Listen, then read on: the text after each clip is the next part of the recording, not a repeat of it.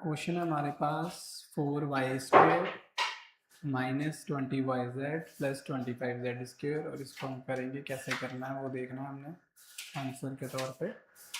तो क्या लिखा हुआ है 4y² minus 20yz plus 25z²। इसको हम लिख सकते हैं, पूरी वैल्यू लिखते हैं पहले नीचे, और इसके नीचे क्या है हमारे पास 25z² माइनस 4y²।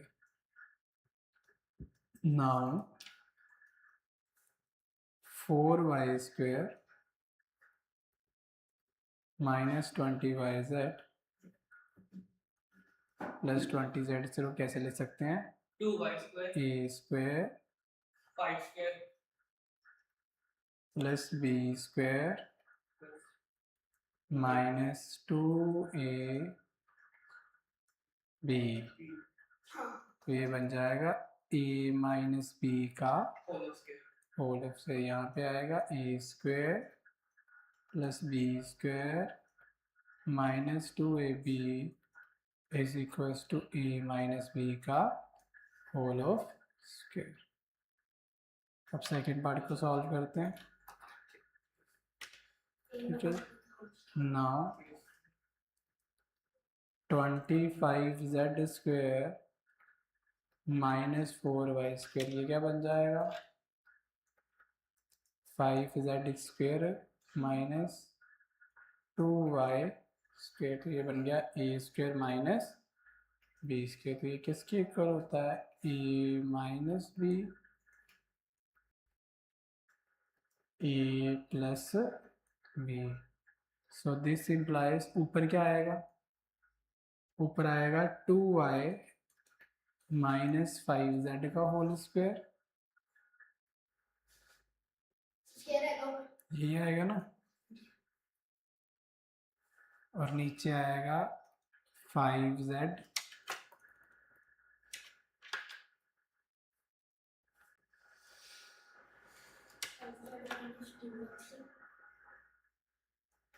नीचे आएगा 5z माइनस 2y और 5z plus 2y। 5z plus 2y। ठीक है, सो 2y माइनस 5z है। अब माइनस चाहे आगे लिखो पीछे लिखो कोई फर्क नहीं पड़ता, बात समझ में आई, क्योंकि स्क्वायर है ना, तो स्क्वायर में से हम माइनस क्या ले सकते हैं कॉमन, तो माइनस 5z माइनस 2y और साथ में आ जाएगा होल स्क्वायर। हाँ जी, अब कटिंग हो सकती है, और नीचे आएगा 5z minus 2y 5z plus 2y। अब देखो ये सेम हो गया है ना, तो एक फाइनल आंसर स्टेप में लिख लो इसको पूरा सीधा करके। अब ऊपर पावर कितनी है 2, तो 2 बार लिख दो 5z minus 2y 5z minus 2y divide by 5z minus 2y 5z plus 2y। तो 5z minus 2y 5z minus 2y cut हो जाएगा, ऊपर आंसर आएगा 5z माइनस 2y और नीचे आंसर आएगा 5z प्लस 2y। ये हमारा क्या है फाइनल आंसर। ठीक है, तो इस क्वेश्चन में एक एक करके सबको सॉल्व करके सबके फैक्टर्स बनाने हैं, और सबके फैक्टर्स बनाने के बाद ही आगे चलना है। ठीक है, 2 क्वेश्चन बचे हैं, इसके बाद आपका एंड ऑफ चैप्टर शुरू हो जाएगा, और उसके बाद हम नेक्स्ट चैप्टर की तरफ मूव करना शुरू कर देंगे, डैट इज़ चैप्टर नंबर 2। उसके बाद चैप्टर नंबर 2 करेंगे, और फर्स्ट चैप्टर की मैं रिवीजन करवाऊँगा अभी फिर से, मुझे पता है वो सही नहीं हुआ आपका। तो जैसे फर्स्ट एक्सरसाइज ठीक है, तो सेकंड एक्सरसाइज तो मैं दोबारा करवाना शुरू करूँगा। ठीक है, क्वेश्चंस वगैरह। चलिए इसको सॉल्व करते हैं और आंसर देखते हैं क्या आएगा। तो सबसे पहले लिखा हुआ है एक्स स्क्वायर। अच्छा एक एक करके सॉल्व करते हैं। सबसे पहले हम सॉल्व करते हैं, यहाँ पे लिखो फैक्टराइजिंग ईच पोलिनोमियल, हर एक पोलिनोमियल को फैक्टराइज करेंगे अब हम। सबसे पहले हमारे पास है x square plus x minus x. बताओ इसको कैसे सॉल्व करेंगे? ये कौन सी इक्वेशन है? क्या इसमें ए स्क्वायर बी स्क्वायर लग सकता है? लग सकता है? 6 किसका स्क्वायर होता है? तो ये क्वाड्रेटिक है। कौन सी है हमारे पास? तो इसको कैसे सॉल्व करते हैं? मिडिल टर्म स्प्लिट करते हैं। इसमें a1 है, b1 है और c है -6। ए सी करेंगे तो कितना आएगा? -6 और -6 और 6 के क्या बनाएंगे? फैक्टर। 2 3 ज़ा 3 1। इसका मतलब +3 -2, क्योंकि प्लस माइनस करके क्या आना चाहिए? 1।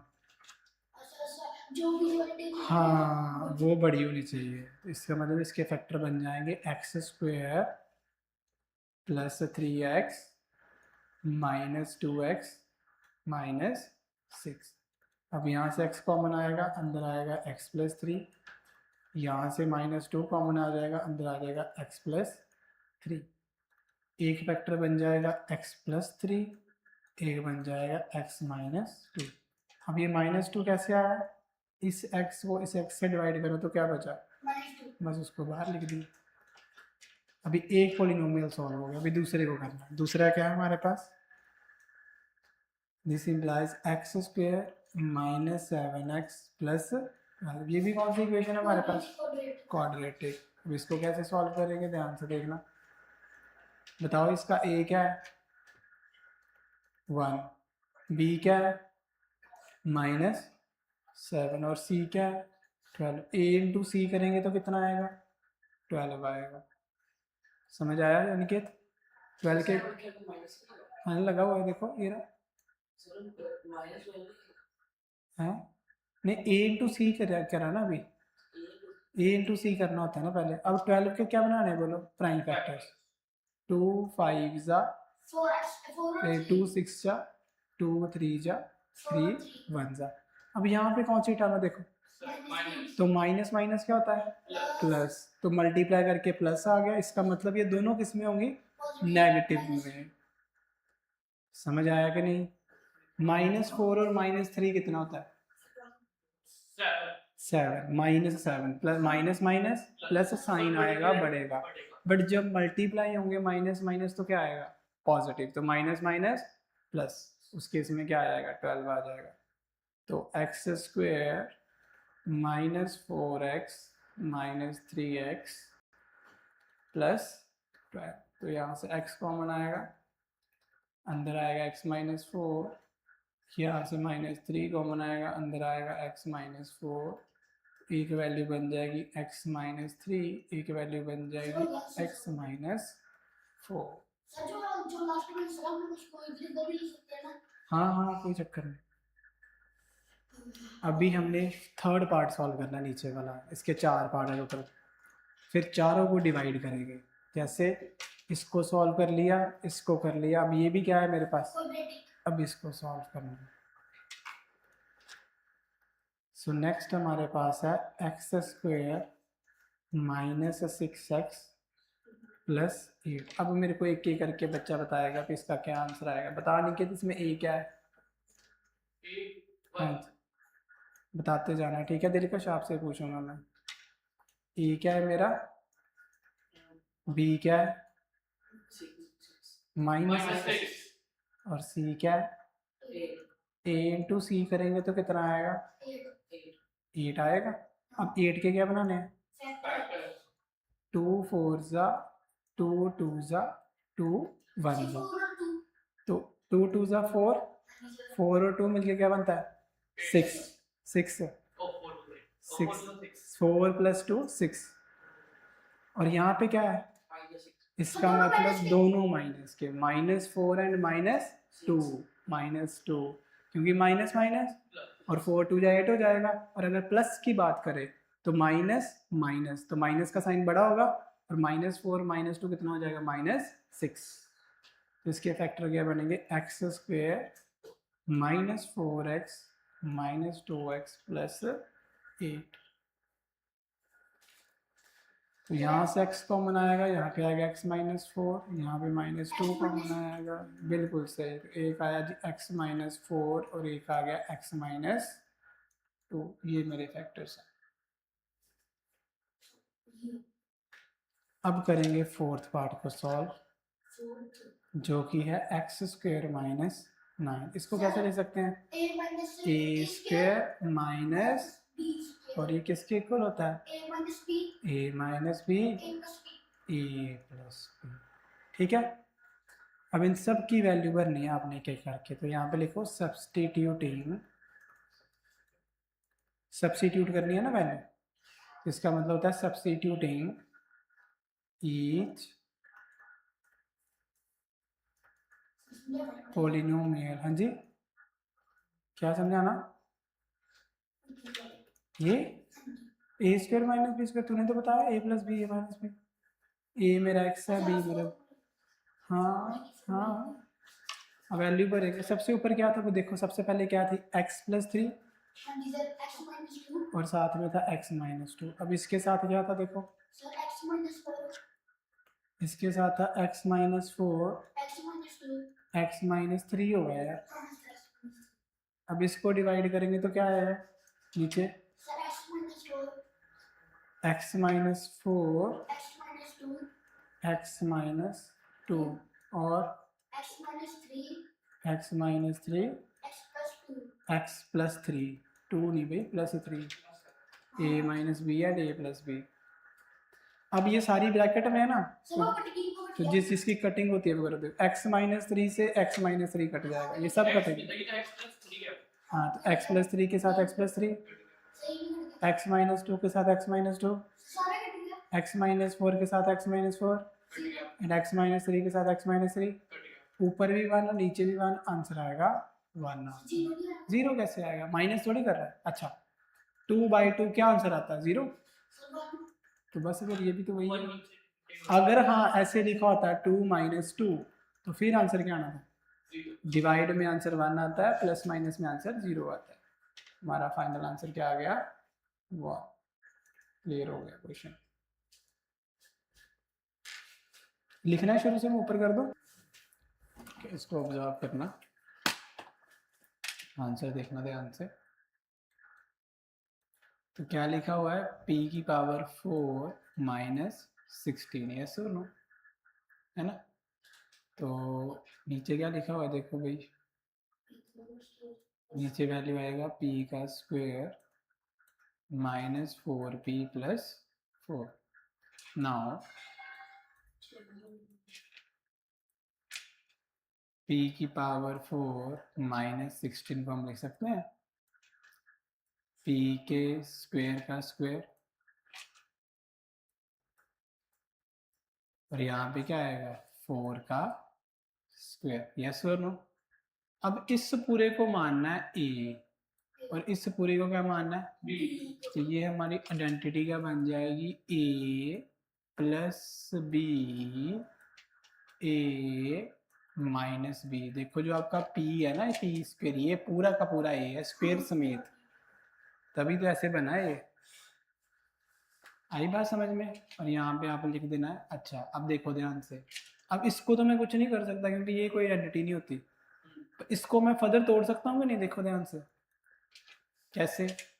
देखो ये तो मेरा यही रहेगा पी स्क्वायर प्लस 4, बट अगर मैं इसकी बात करूँ तो लिख सकता हूँ पी स्क्वायर माइनस 2 का स्क्वायर फिर से, तो ये फिर से बन गई ए स्क्वायर माइनस, तो पी स्क्वायर प्लस 4 तो ऐसे ही रहेगा।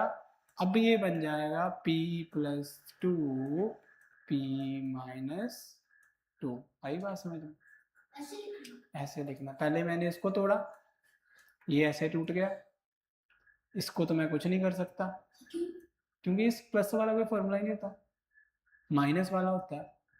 तो इसलिए इसका क्या कर दिया, 4 को लिख दिया 2 का स्क्वायर, तो ये फिर से क्या बन गया a plus b a minus, और यहाँ पे आइडेंटिटी लिख देनी है using a square minus b square is equal to a plus b, ठीक है, साथ में क्या आता है ए माइनस बी।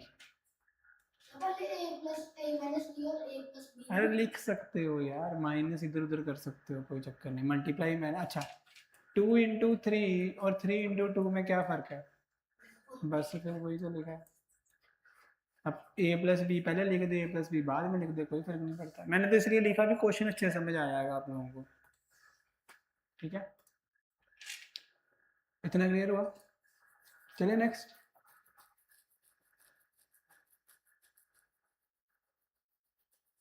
चलिए फिर नेक्स्ट देखते हैं। नेक्स्ट वैल्यू को देखना बड़े ध्यान से, क्या है हमारे पास, नेक्स्ट वैल्यू है हमारे पास p का स्क्वायर माइनस 4p प्लस 4, तो ये हमारे पास क्या बन जाएगा a square plus b square minus 2ab, तो जो किसके इक्वल आएगा p माइनस 2 के होल स्क्वायर के इक्वल, किसके इक्वल आएगा p माइनस 2 के होल स्क्वायर के इक्वल। तो इसको दो बार लिख सकते हैं, p minus 2 p minus 2, identity क्या लगी, using a square plus b square minus 2ab is equal to a minus b का होल स्क्वायर। इतना क्लियर हो गया। नाउ जो हमारी वैल्यूज को भरेंगे, ऊपर क्या आएगा, फिर ऊपर आएगा p स्क्वायर प्लस 4, फिर आएगा p प्लस 2, फिर क्या आएगा p माइनस 2, और नीचे क्या आएगा, नीचे आएगा p माइनस 2, p माइनस 2। तो p माइनस 2 को हम p माइनस 2 के साथ क्या कर देंगे, कट आउट कर देंगे। ये देखो भाई, ये क्या हो गया, कट हो गया। तो मेरा फाइनल आंसर आया p square plus 4 p plus 2 upon p minus, ये है जी मेरा फाइनल आंसर। इतना आसान नहीं जितना दिख रहा है, देखो ध्यान से। क्वेश्चन कह रहा है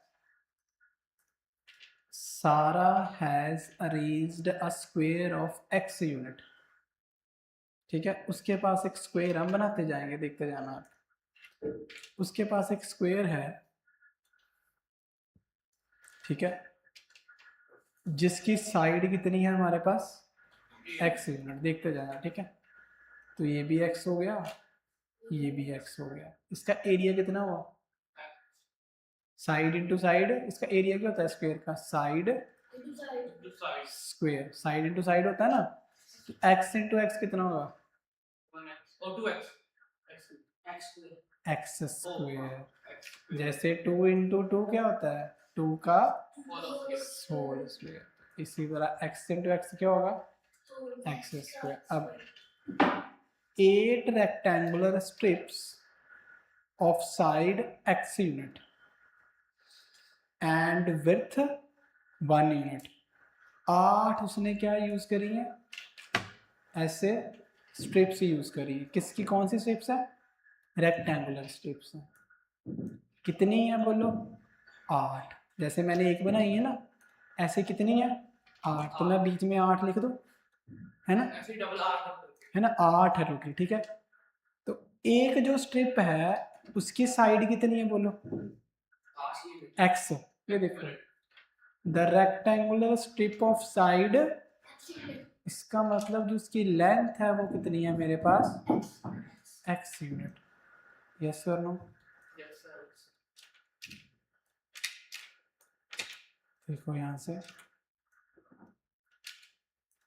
एंड विड्थ ऑफ, इसका मतलब जो उसकी ब्रेथ है वो कितनी है मेरे पास 1 यूनिट।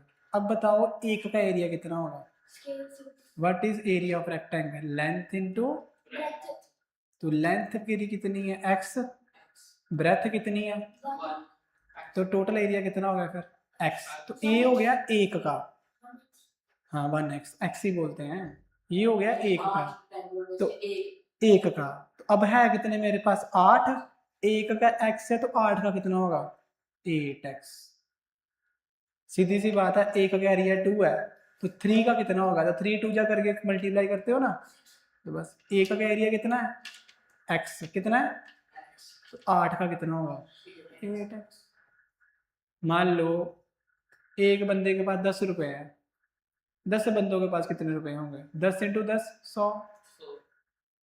समझ पा रहे हो बात को, एक के पास 2 चॉकलेट है, 10 के पास कितनी होंगी, हाँ 20, 10 टू जा 20।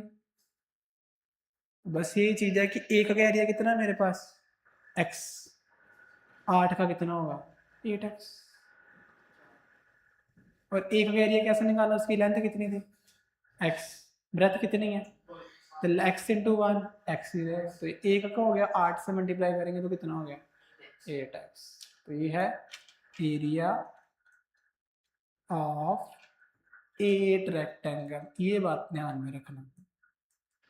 ये है 1 का और ये किसका है 8 रेक्टेंगल। अब आगे, and 15 squares of unit 1 to form a bigger rectangle, और एक उसने और स्क्वायर लिया,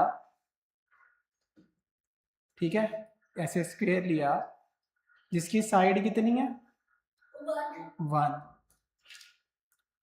एक ये साइड 1 है तो ये भी कितनी होगी, इसका एरिया कितना होगा फिर 1, पर है कितने, तो 1 इंटू 15 कितना होगा 50, तो इसका एरिया कितना होगा फिर 50, बिल्कुल।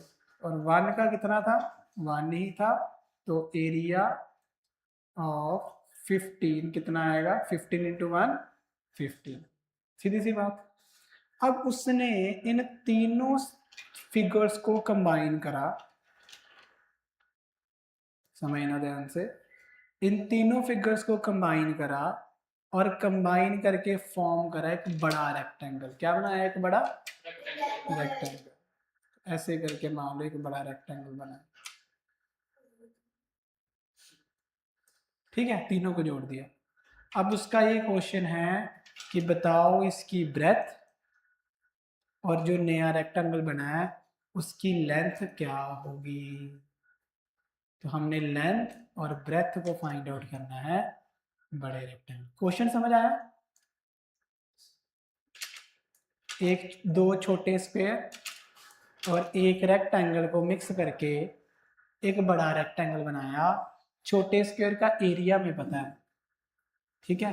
अब उसका ये क्वेश्चन है कि बताओ जो बड़ा रेक्टेंगल आएगा उसका एरिया क्या होगा, सॉरी लेंथ ब्रेथ क्या होगी। तो ऑब्वियसली एरिया निकाल लेंगे, वहीं से लेंथ ब्रेथ आ जाएगी। तो इसका मतलब मुझे ये बताओ कि जो इसका टोटल एरिया होगा वो किसके इक्वल होगा, इन्हीं से मिलके बना है ना ये। इसका एरिया किसके इक्वल होगा, एक इसका एरिया क्या था बोलो एक्स स्क्वायर, इसका एरिया क्या है बोलो 8x, और इसका एरिया क्या है बोलो 15। ये कौन सी इक्वेशन बन गई है, a plus b का होल, क्वाड्रेटिक इक्वेशन। 15 का स्क्वायर होता है क्या, नहीं, तो ये कौन सी इक्वेशन क्रिएट हुई हमारे पास, क्वाड्रेटिक इक्वेशन। इस क्वाड्रेटिक इक्वेशन को जैसे ही हम सॉल्व करेंगे हमें क्या मिलेंगे, दो फैक्टर, वही हमारी लेंथ होगी, वही हमारी ब्रेथ हो जाएगी। आई बात समझ में, तो रुक जाओ भाई, रुक जाओ, समझना है बस तुम्हें। बनाना कैसे ये, तो यहाँ पे मैं लिखूंगा जो कंबाइंड, मैं लिखवाऊंगा सारा अभी, लिखेंगे आप। तो combined area of all figures किसके इक्वल है, ये आपने ना साइड पे बनाना है, कॉपी के बीच में मत लिखना, मतलब जो मैंने अभी बनाया है ना ये अभी आप नोट डाउन करोगे साइड ऑफ द कॉपी, ठीक है। तो कंबाइंड एरिया क्या होगा, x square plus 8x plus 15, इसको भी बनाओ कॉपी के ऊपर।